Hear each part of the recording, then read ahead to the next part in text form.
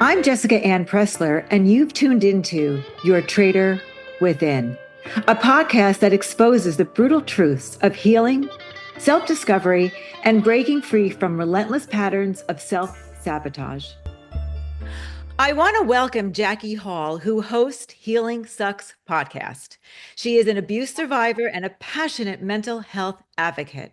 She openly discusses her struggles with the effects of trauma and abuse that showed up as general anxiety, clinical depression, eating disorders, ADHD, OCD, and more. Jackey shares her healing journey daily on social media and on her podcast, where she takes pride providing survivors with a platform to reclaim their voices and guests with a multitude of contributions in mental health. I have had the honor to get to know her over the past year and love the work she has done.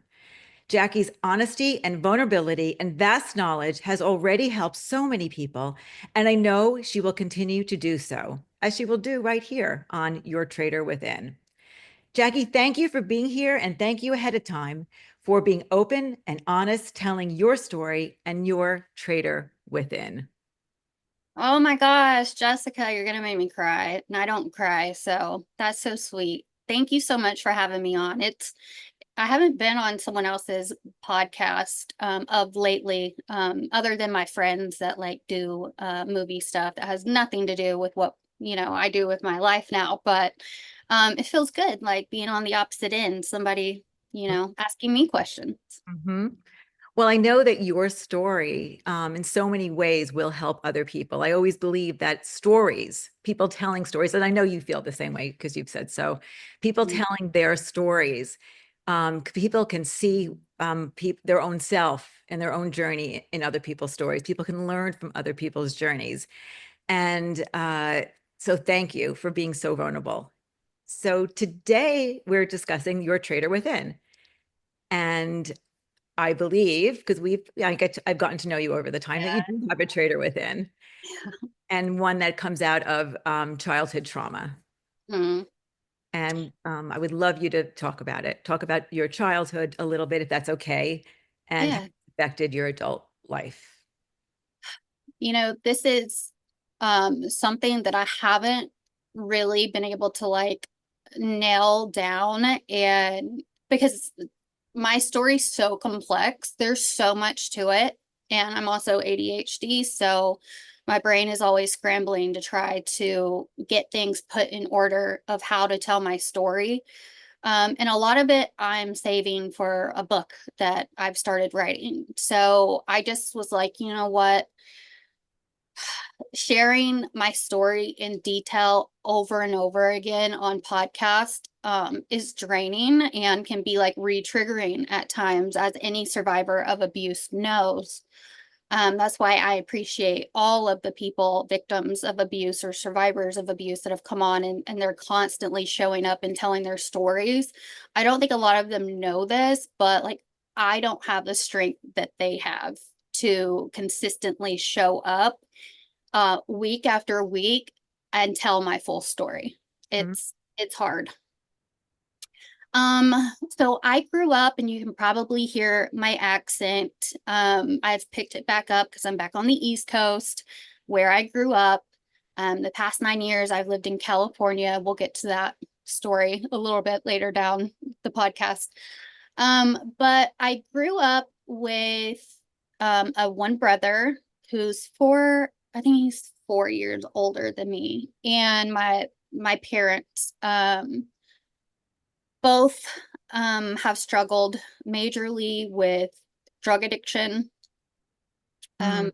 My father was highly abusive to my mother. I remember a lot of like, I call them come to moments, because I don't really remember like what happened before or after that. I just remember like these little flashes of being at a neighbor's house or a friend's house with my mom, and her eyes were, so beaten that they were like swollen shut. Mm. So I always say that I was a trauma baby because I was literally born into trauma. And even though I haven't gotten deep into detail with my mom about what she was experiencing during the time she was pregnant with me. I do believe that she was being abused while she was pregnant with me. I mean, it wasn't like my father just all of a sudden started abusing out of nowhere, and he was abusive. Mm. So I kind of, you know, didn't have it really good right out of the gate. I don't think a lot of people understand the amount of cortisol levels, especially if you're like flight and fright, as a mother who's pregnant, that how much that affects the baby. Mhm. It does. Yeah. And, I think it should be talked about a lot more. I'm thinking about doing like a deep dive on that one day soon, but it 100% affects the baby. But not only that, but so does generational trauma. Mhm. So I'm okay. Everybody's just going to learn, I'm raw, I'm real. I don't sugarcoat anything. I come from a crappy family, like real crap. Um, Everyone suffers with drug addiction and mental disorders. That's not what makes people crap. I'm not saying that. I'm saying that they never took responsibility for it and they never got help. Mhm. Okay, and they just continued to abuse. So that's when I will actually call somebody crappy, because at a certain point in your life, at a certain age, you have to stop playing victim. If you want to take control of your life, you have to stop living in victim mode and say, this was the hand I was dealt. I can either heal from it and help others and grow from it, or I can just go down the same path that they were on. Mhm. And for me, that just was not an option. Mhm. So you're brought into, and as you said, I believe you had trauma already in vitro, inside your mother. So whatever she was feeling, it was affecting you. And I truly believe that as well. Mhm. And intergenerational trauma, as you said. So you're born into this abusive environment, the trauma and chaos, it sounds like, as well. And not feeling safe. I personally think, and I think many people agree with me, that lack of safety in childhood is trauma. If you can't 100%. feel safe to be you, if you can't feel safe to feel emotion, if you can't feel safe to express yourself, if you can't feel safe with just being comfortable with yourself, that's trauma. And Yeah. so it sounds like your childhood was like that. You didn't feel safe. There was never a time in my childhood that I look back again ever felt safe. Um, you know, um, my mother went from my abusive father to then marrying who was my stepdad for a long time, about 5 years they were married. Another toxic abusive relationship, and he was selling drugs in and out of the house. So you can only imagine what type of people were in our house. My One of my stepbrothers molested me. Oh. um there was just so much going on that now looking back, it makes total sense as to why I have went down the road that I went down. But luckily, um I don't know, I guess God had a plan for me and opened my eyes. And now I'm doing everything in my path to just heal from all of this. So, going back to the not feeling safe part, yes, I never felt safe. I hated my stepfather, to the point where every single night I would wish as a child that they would get divorced, that we would leave. And we did multiple times, but then my mom would move us out and then we would move back in, move out, move back in. Not And great. no, not at all. And then, finally, when all of that blew up and ended, my mom literally packed us up in the middle of the night. She had gotten a hold of someone that she was friends with in high school, hadn't seen him in like 20 years, didn't know him. She had only been talking to him on the phone for like a week or two. and packed up what we could pack up in the middle of the night, and we left. And we moved from Arkansas to Georgia. And Okay. so like all my childhood photos, like all that stuff was like left behind. Wow. Yes. So I want people to know that back in the day, like when this was happening, this was in the 90s, right? There wasn't the resources that we have now for domestic violence, for healing, for mental disorders, any of those things. And so I don't hold my mother accountable for everything she was doing because obviously she learned it from somewhere. This was has just been passed down. Um, and it's hard to see that she's never been in a healthy relationship with anyone, and she kind of like did the opposite of um like turn into like a man hater, like all men are just horrible, but that's not the truth. And that's where we can get into the traitor within, because if you're parents and you're out there listening, your children are not going to listen to the words that are coming out of your mouth. They are picking up on everything that you're doing through your actions. The And modeling. Mhm. yes. And if you're saying one thing and doing another, they're going to pick up on what you're not saying. Like, we learn so many things from our parents subconsciously that we are not even aware of. Very So all of these relationships, my mom was a narcissist magnet, true. Mhm. and I went on to be the same. And I remember being in high school, my number one goal, and I know this sounds bad, but my number one goal was like, I'm never going to be like her. Mhm. I do not want to be like her. I never want to be like her. And I didn't mean that in a sense of like I hated my mom that much. I meant it in a sense of like I wanted a better life. I wanted something better for myself. Ultimately, I did exactly what she did. Yeah, Mhm. So that means that you were dating narcissist when you say one 100%. At least four of them. Um, I had three of them nailed down for sure, but there was one that I really dismissed because his abuse wasn't as bad as the others, but he was definitely still a narcissist.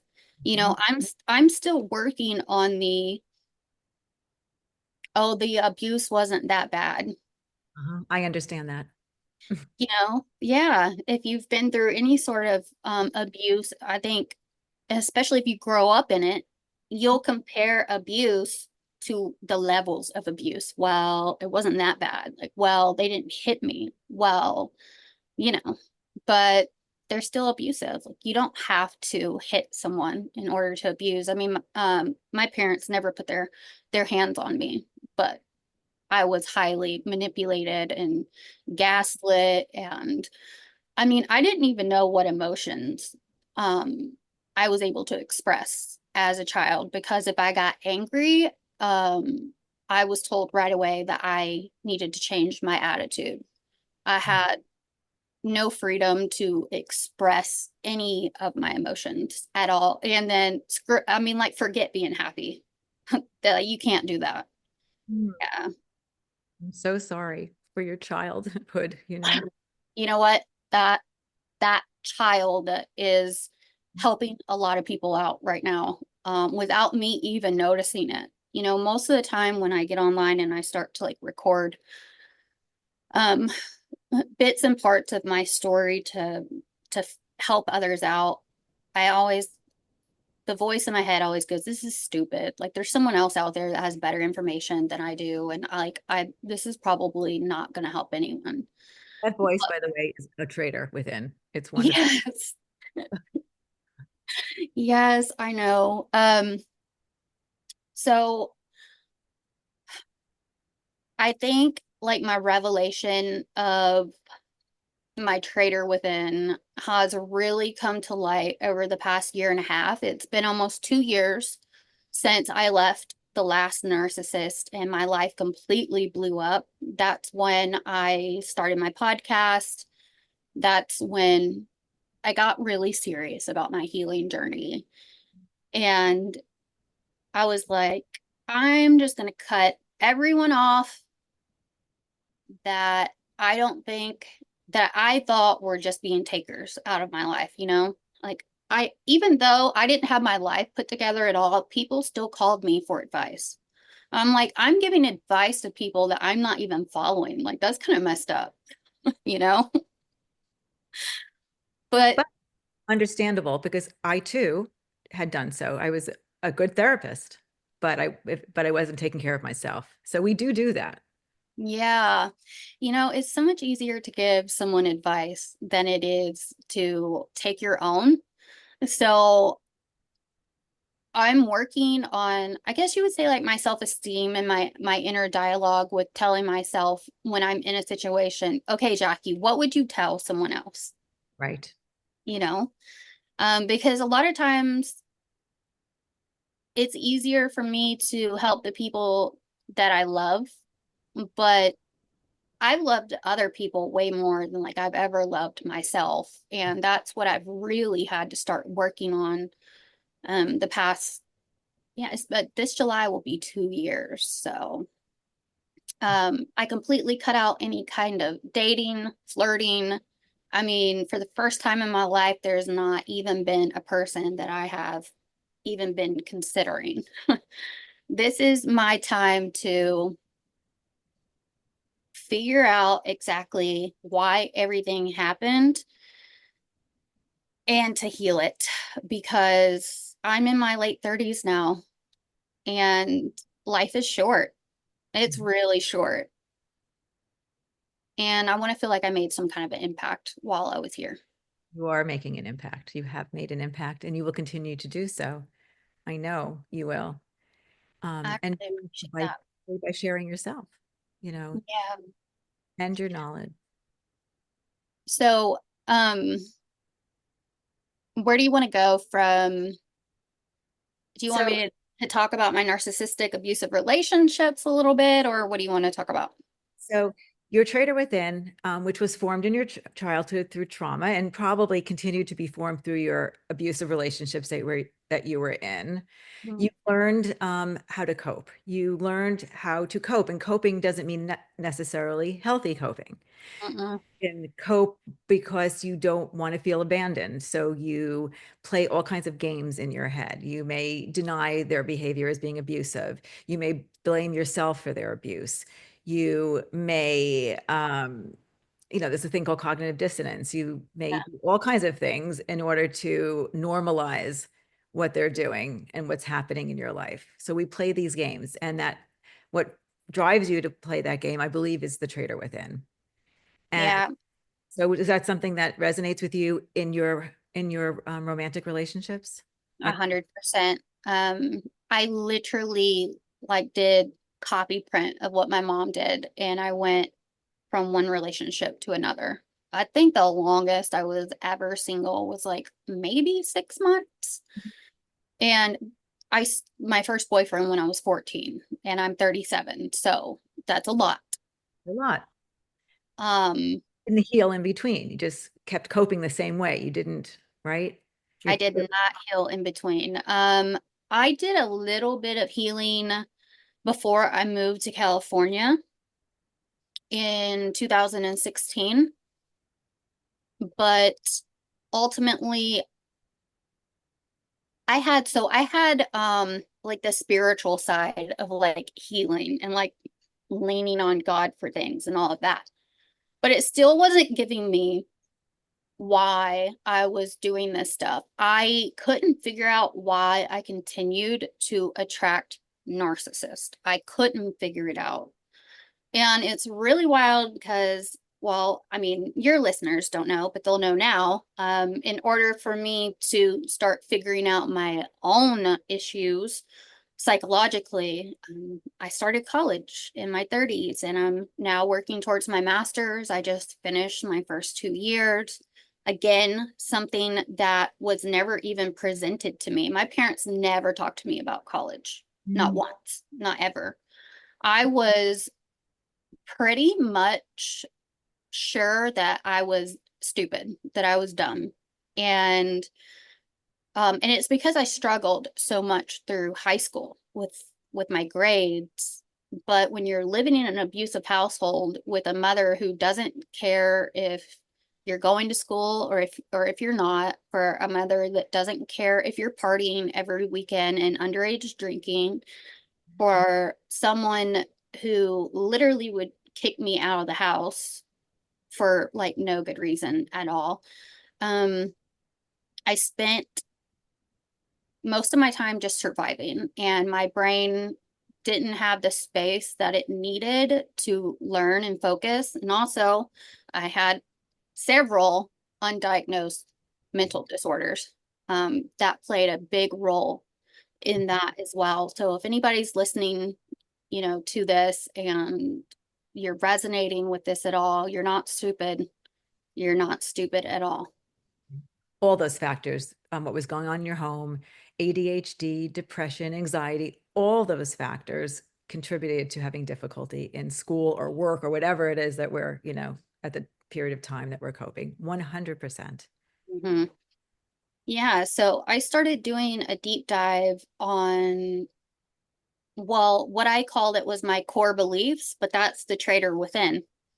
That's right. And I was like, where did I learn this dialogue about myself? Where did this come from? And it's how I was spoken to. It was how I was treated growing up. I don't think people realize how impactful their words and actions towards their children go on to affect them for a lifetime. And not everyone figures it out. There's sadly so many people that have went to the grave thinking that they were not good enough, or thinking that they were dumb, or just thinking that they were cursed, or whatever it is that you want to think, but it's not good things about themselves at all. Because the most important people in their lives when they were young told them so. And it impacted Yes. there. Yeah, that traitor within voice is 100% taught to you. You did not come out of the womb thinking bad things of yourself. You Mhm. just don't.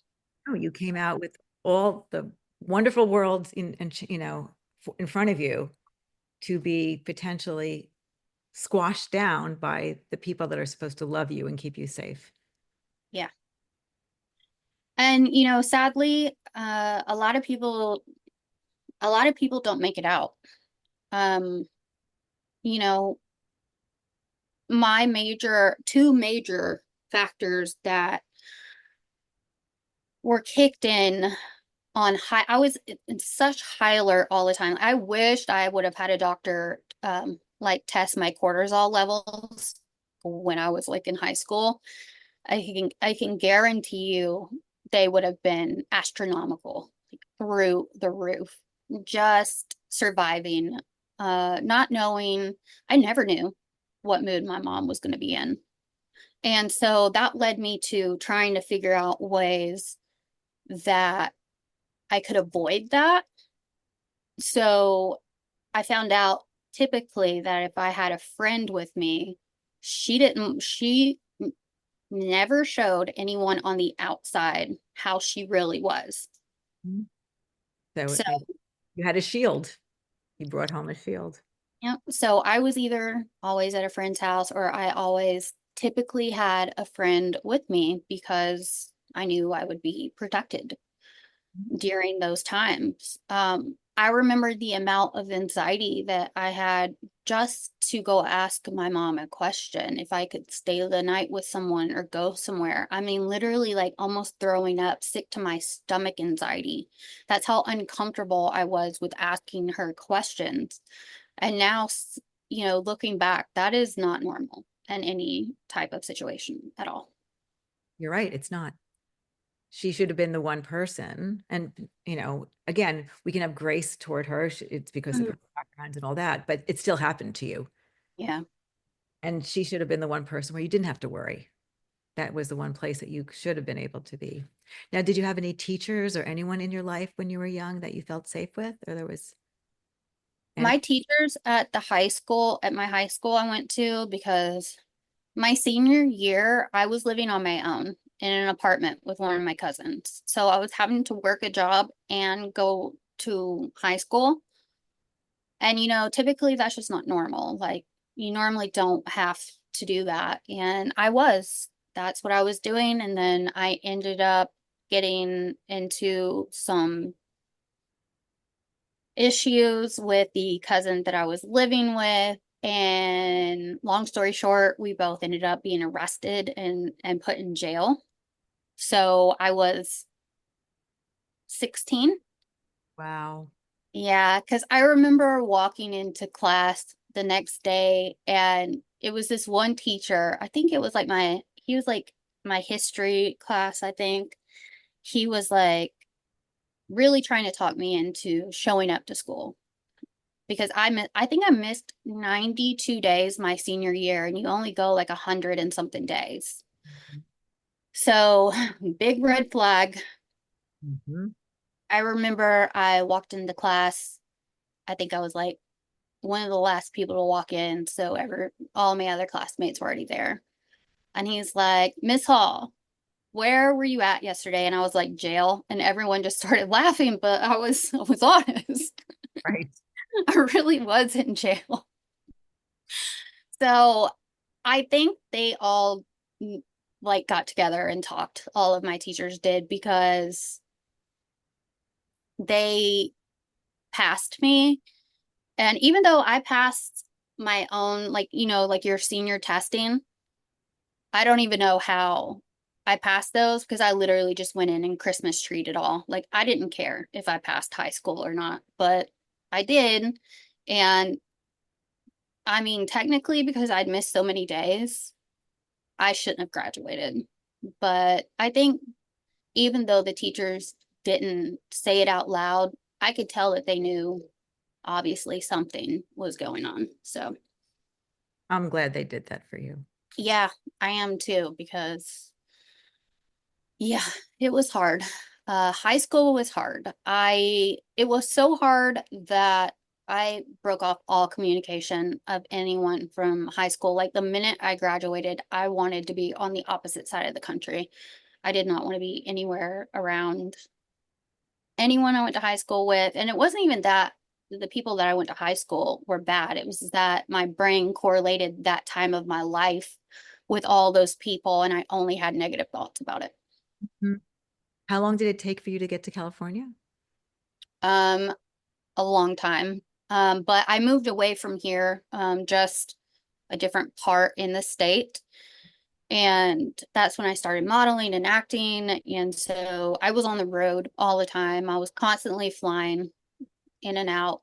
And that was something that I was not supported in at all. And still am not till this day. I've had a zero congratulations on getting these parts in these movies. And it's like, I don't think people realize how hard it is to get a role in a movie, much less like lead roles. And even though most of them were B movies, like Sci-Fi Channel movies and stuff like that, like I still got to work with some Ah, really, yeah, I still that's the got to work part. with like some really cool people. Mhm. And, I got to star alongside of Stacey Dash, which is um one of the lead characters in Clueless, and that was a huge movie of my time. So I was like, oh my God, this is, cool. But never congratulated, never said I was proud of you, none of those things. So I don't know at what age I was. I just came to the conclusion that I was never going to be validated by these people. Yeah. Are you able then to let that go? The need for their validation, or is that Yeah. still, you still okay? Yeah, yeah. I had to let that go because, And can you feel validated within yourself? well, heck yeah, I can now. I think back then I didn't even realize till here recently like how lucky I did get in the film industry with what the people that I was able to work with. And there's people right now that are literally living out of their cars in Hollywood trying to just get a role in anything. And, I didn't even have an agent and I was booking all of these things. Mhm.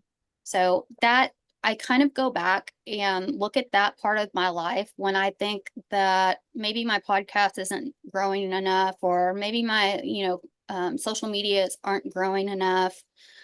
I have to look back and remember how strong and actually smart I am to have gotten myself in those positions. And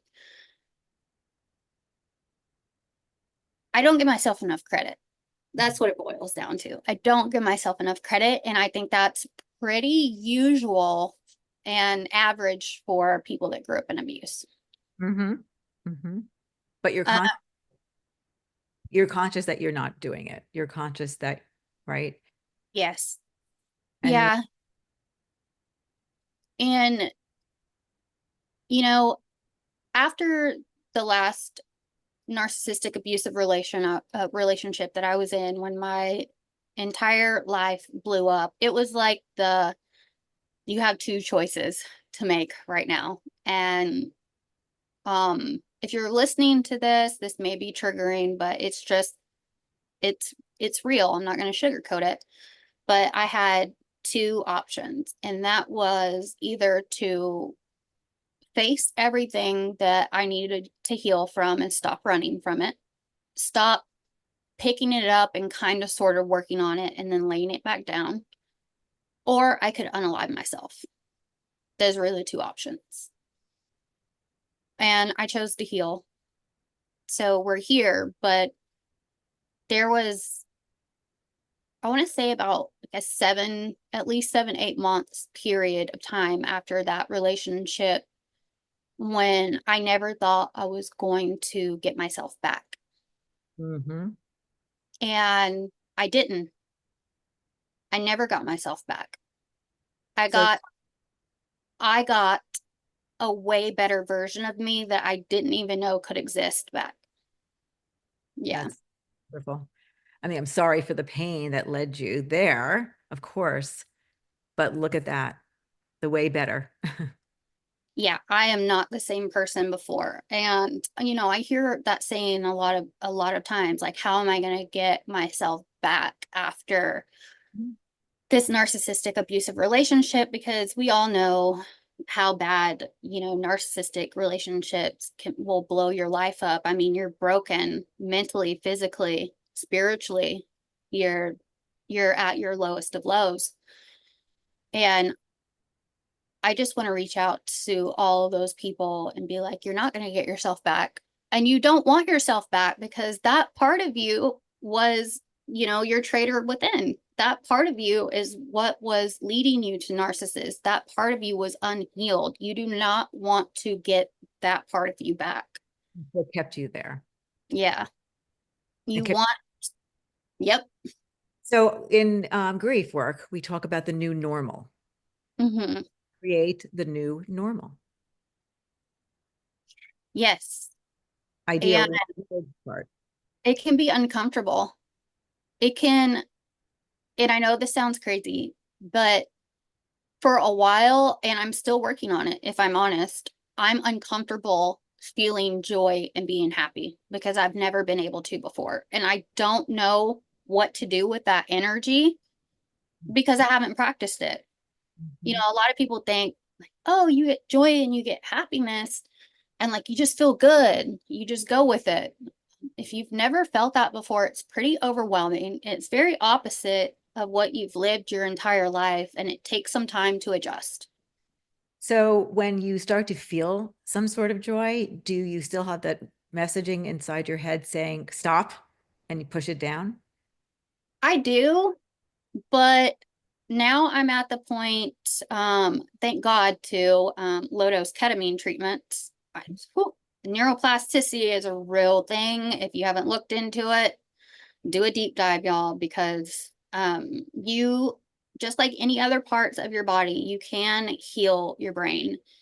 And it's not talked about enough. It's really becoming more popular now. But yes, back to your question, I would, it would come on and I would feel it, and it would be so alien to me that I would just be like, oh, okay, like I don't know what to do. So I would shove it back down. But I've started working with it bits by bits now. I'm like, my brain was so programmed to know how to sit in the heaviness, how to sit in the darkness, how to sit in depression, how to sit in anxiety, that when I didn't have it and I actually had energy and wanted to go do things outside of my house, it took and it's still taking adjustment. It's a weird feeling. It's a good feeling, but it's But weird. you say it's weird, so it's something you weren't used to. So you Yes. have to adjust to the new normal, to the new part of you that was squashed all those years. Yeah, because for my whole life, uh, if I wasn't feeling bad or depressed, then I didn't know how to feel at all. Wow, that's a huge statement. And I think we need to sit with that for a moment. It, Yeah, you're not alone. And there are people out there that feel that. yeah, I know. And if you're someone that does feel that, I just want you to know that I know that you don't see a way out, but that's okay. You don't have to see a way out, but write down on a sheet of paper, I will get through this. This is just depression talking to me. This is just MDD talking to me. This is just anxiety talking to me. This is not truth. This is a lie. I was taught this. It's deeply ingrained in my brain, and I can get through this. I will work that. Even if I don't see a way out, I promise you, you can come out of it. I'm telling you because I'm living proof of it. Yeah. I hear you fighting with your traitor within. This is Yeah. telling it, this is not real. This is, this is false words. This is, and you're just, it's this, but you are proof that you can come out of it. I know you still struggle here and there. Mhm. So, sometimes we can take a few steps back, but that doesn't mean you're not going to take 4 steps forward. You know, it's whatever journey I'm part of my journey I'm on right now. Well, I mean, as you know, so for 2 weeks I've been good. But before that, the month before that, I was in the darkest space that I've been mentally in a very, very long time. Something happened and I was deeply triggered and just instantly went into survival mode, and I deal with panic disorder. So I don't think a lot of people really know what panic disorder is, but when you get triggered and you have panic disorders, you can't think logically. Your brain just starts spinning. It's like you're on this spinning wheel going as fast as you can. You can't land on a thought at all. Your entire body from the inside feels like it is shaking. And your whole mind is telling you like danger, danger. Exactly correct. Right. And to go through that, you said for a month. I mean, I remember you were going through it for a long time. I feel that. This last time, out of all of my MDD episodes that I've had and how I've lived most of my life, or I've lived 96% of my life going to bed every night, literally saying a prayer that I hope I don't wake up the next day. Mm. And obviously now I know that that's not normal, but when I've been that way since I was a kid, that was my normal. I didn't know any different. And I just want to hug your little child. Like I just, um, when did that change? How long? I mean, is it a recent phenomenon that you actually? Yeah. You know, I anyone that listens to my podcast knows that I follow Jesus. I'm not a Christian. I don't believe in religion. If you do, that's fine. I don't judge anyone. Come as you are, the way you are. I accept everybody for who you are, where you are in your life, your beliefs, disbeliefs, who you want to be. I don't care. Um, but I do follow Jesus, and I signed up with a prayer team, and we did some pretty intensive praying one day, and it got really bad. So my MDD got worse, my anxiety got worse. And I thought maybe it's because I was like focusing on it. Because, I love to mix like my psychology with like spirituality. Like we all need like some form of spirituality, like whatever it may be. It really helps most people Great. keep hope and faith that there's a heaven, that there's a place that we're going to when we die, all these things that actually like help us be better people while we're here on earth. And I woke up one morning after the second week of having a prayer meeting with them. It was at 3:33 in the morning, which is my time that I see every day. I don't know if it's from my angels, I don't know what it's from, but that is a number that I constantly see daily, and I have for about 9 or 10 years now. And it's always like a confirmation of, hey, you're not alone. Snap out, to like retrain my brain. And when I tell you it's the cost of something that I had at the store to like the 333 shows up everywhere. And it's always when I'm not expecting it. But I woke up at 3:33 in the morning and I literally felt like the darkness had left. And I've been good for 2 weeks now. Mhm. I'm claiming this and I'm hoping it's going to stay this way. But you know what? Even if it doesn't, I know now that my darker episodes can't last forever, and they won't last forever. So it has built a resilience in me. And you know what 2 solid weeks feels like without it. Yes, I do. And yeah, this is the best I've ever felt. Mm. Yeah, because I know you and I were going to do like our episode when I was like deep in my depressive mode. And I was like, man, I think this might be too much for the listeners to truly know the darkness that comes over someone's mind when they truly have MDD. Mhm. Yeah. Yeah.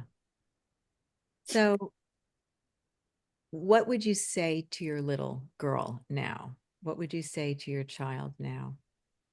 I would tell her that she's loved more than she would ever know, that she's actually brilliant.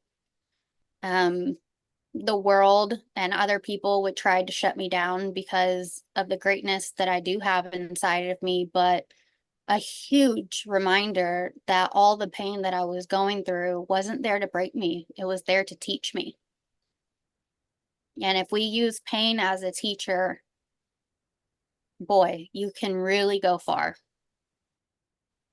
And what do you think helped you the most now? If you would tell someone who's feeling some of the things that you have felt in the past, what would you try to tell them, to seek? Well, first off, seek help. Seek medical attention, number one. I grew up and am still around certain people who think that mental disorders are demons, and that's just so silly. It's so silly because these are the same people that are taking, pain medications for pain that they have in their body. But God forbid somebody take pain for in their brain. Um, you're not possessed. There's not a demon. Always help. Yes, go to a doctor and start doing some research yourself. It's pretty normal for people to become treatment resistant. to, like SSRIs, all of those things. I'm one of those people. I've actually had like the floodgates open of people contacting me about being treatment resistant. Mm. And low ga low dose ketamine Mhm. was the first medication that I took that actually had forever lasting effects in a positive way. Mhm. So I think psychedelics are on the up and up. I'm not saying, listen, this is not me telling you to go out there and buy ketamine off the street. Don't do it. It is not the same. It's not safe. You're going to get some fentanyl in it. It is always mixed with something else. Go through a provider, a doctor, online. There's many different companies. There's Better You, there's Joyous, there's companies. Plug for you because I just listened to your most recent podcast, and it's an excellent podcast, and it teaches you a little bit about what psychedelics can do to help you heal. Yeah. There's always going to be that push and pull. Anything that actually really helps heal you in the long run is always going to turn political. I don't know why they have to do that, but they do. So there's certain states that these companies can't ship the ketamine out to or whatever. Um, but there's also certain companies that still can. They're still licensed in every state. So, I mean, if you want to reach out to me, I can give you direct people to talk to, actual, doctors that prescribe it. You don't, depending upon where you live. I know in California, like my regular doctor, I told her like I started low dose ketamine treatment. She's like, "Oh, how is that working for you?" Like she was like very curious. But depending upon what side of the world you're on, like if I were to go here and tell someone in this small little country town I'm currently in right now, like, "Oh, I'm on low dose ketamine," they would frown on me. Mm. Yeah. And it's so very sad because I also have seen a lot of research on it, and it does wonders, and it need to rewire your brain. It's just to make your brain work the way it's supposed to work. Yes, it All is. you're doing, so Well, you have to, in order to rewire your brain, it takes time, especially if been 3 decades through abuse. You have to know that the thoughts you think on the daily basis have really made a hard connection wire in your brain. And so you have to trick your brain. Hey, you can trick your brain as much as you can trick your brain that you're worthless, that you're never going to amount to anything, that you're not enough. You can trick your brain into thinking that you are great, you are strong, and that you can get through anything in life. Mhm. It's all about perspective. Mhm. And how someone once asked me, what is recovery to me? And I said, it's removing, I mean, the stuff, it's removing the traitor within, it's removing the voice inside me that's preventing me from being me. Hmm. So if it takes psychotherapy, if it takes ketamine, if it takes any other psychedelics, if it takes, SSRIs, whatever it is, Hmm. and it's trial and error sometimes, as you know, it was trial and error for you to come finally to know what works for you. Um, it's possible. It's possible to get you back or you for the first time when you get Yeah. rid of all the voices, all the work, all the stuff that just all that layer that has been there to get yourself to be you, to be authentic, to be okay with being authentic. Yeah. And I think it's important to write down, don't put it in the notes on your phone. That does absolutely nothing for your brain. Get a pen and paper, old school style, write it down who you want to be and who you, even if you don't believe that you can be this person, this version of yourself that you're hoping to be, you can be. You need to write it down. And when you're having the thoughts that, the dark thoughts of wanting to not be here on earth anymore, that life is too hard, you're never going to make it through, you're never going to amount to anything, all those voices, just go read those notes. Just read the notes. You don't even have to believe it.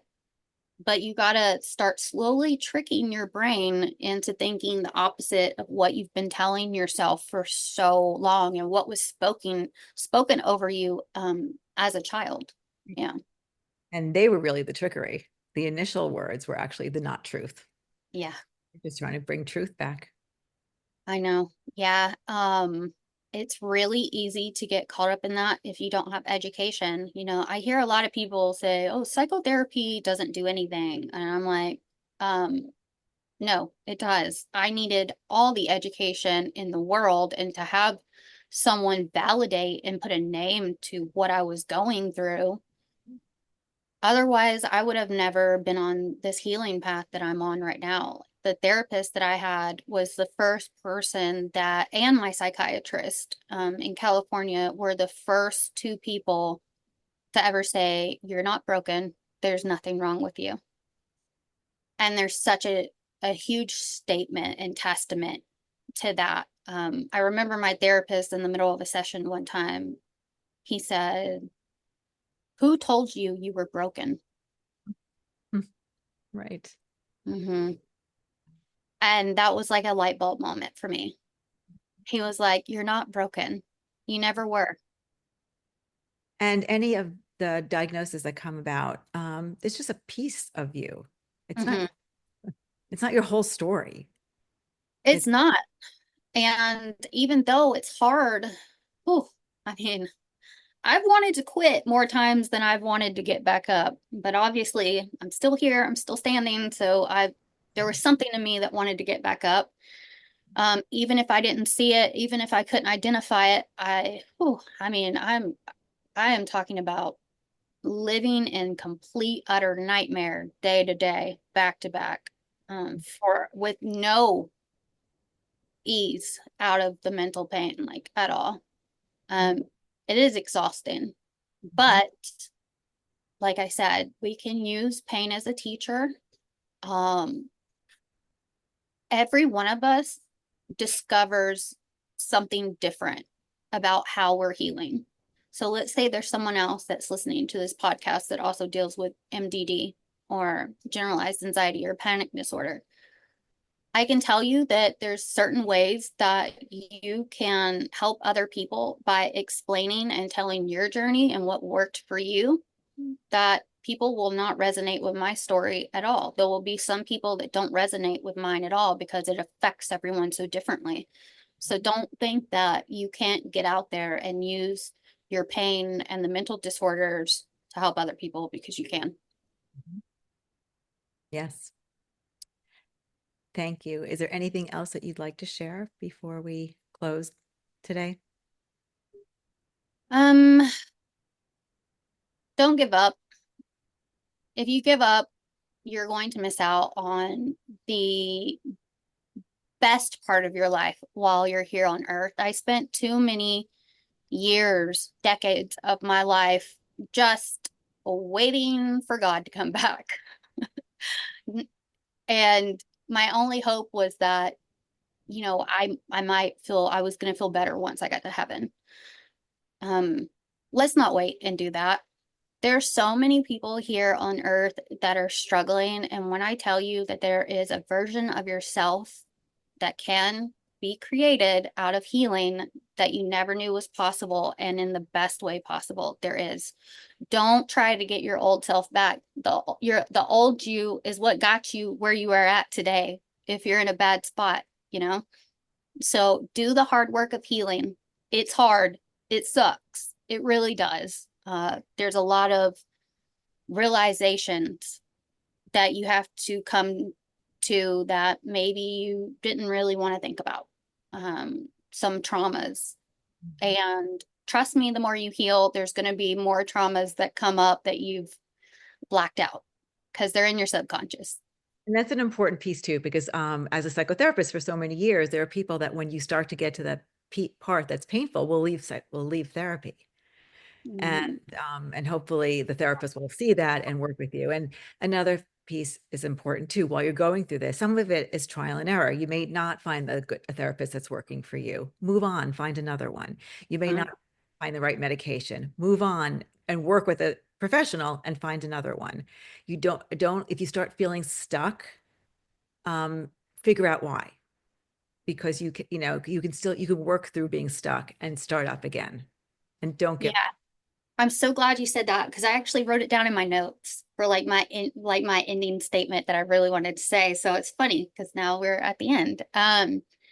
If you come to a roadblock in your life and you do not know a way out, around, or through it, it's not because you're at the end of it. It's because you're missing some knowledge to help you get around, over, or through it. You're just missing something. We're supposed to be constantly moving up. So there's just something else that you need to learn that you haven't learned yet. So start researching, start looking. You'll find the answer. So, I think the wall sometimes is a good thing because then I wouldn't be forced to look into more knowledge that I needed, more education that I needed to get myself around this situation. There's a way around, through, and around everything in life, honestly, if you just seek it out, look for it. and some of that is outside and some of that is within. Yes. Thank you. So how can people find you? Tell Instagram, I think I'm just Jackey Hall, JackeyHall. It will say the host of the Healing Sucks podcast. TikTok, I'm at the Healing Sucks podcast. And Facebook, I can't accept any more friends, but you can follow me on there and it's just Jackey Hall, JackeyHall. You'll also see like my Healing Sucks banner and it'll say creator and host, all those things. Yeah. and your podcast is on Apple and yeah. Yeah. Anywhere you get your podcasts. Okay, perfect. Mhm. Thank you, Jackey. You're amazing. And thank you for sharing your story and being vulnerable. And it also with all your vast knowledge that you showed, that you said today as well. Sometimes I don't know what's going to come out of my mouth. So like, I hope I said something good in there. I hope there were a few golden nuggets that someone can take with them. Yeah. I appreciate you so much. And I am so proud of you for starting your own podcast. Yeah, well, I have a good teacher. You know what? Ask me anything you need. I will walk you through it. I don't gatekeep anything. My knowledge is yours to have. Mine, yours as well. Always here for you. Always here for you too, girl.